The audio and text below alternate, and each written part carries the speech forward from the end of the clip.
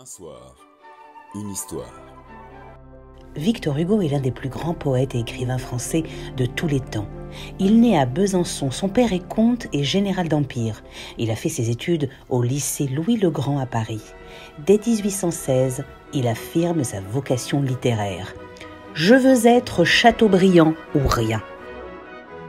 Le 22 mai 2021 marquera le 136e anniversaire de la mort de Victor Hugo.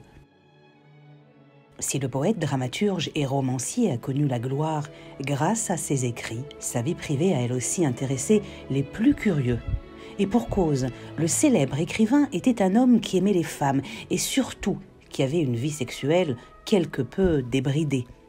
Sa première grande relation remonte aux années 1820. En 1822, il se marie avec Adèle Fouché, son amie d'enfance, qu'il aime depuis des années. Durant leur nuit de noces, il aurait honoré sa jeune épouse 9 fois. S'ils sont restés mariés pendant près de 46 ans, et ce jusqu'à la mort d'Adèle, ils ont tous les deux eu des amants. Ému par les souffrances du peuple, en 1848, Victor Hugo devient républicain et il affiche son hostilité à Napoléon III, qui le fait exiler. En 1859, il refuse l'amnistie de l'empereur. Pendant cet exil, qui dure près de 20 ans, il produit la partie la plus riche de son œuvre. De retour en France en 1870, Victor Hugo est accueilli comme le symbole de la résistance républicaine au Second Empire. Sensible au mystère du monde, Victor Hugo essaye d'accorder sa vision spirituelle de l'univers à une conception nationaliste et optimiste de l'histoire de l'humanité. Au fil des ans, il dénonce avec force l'obscurantisme.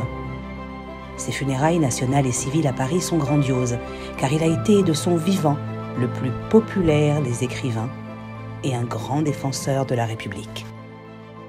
Un soir, une histoire.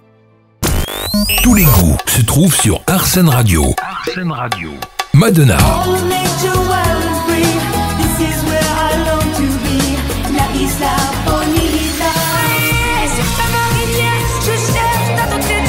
Oshi. Chimène Badi. Entre nous, c'est le temps qui s'enfuit, qui s'en fout. Dire Straits. Arsène Radio.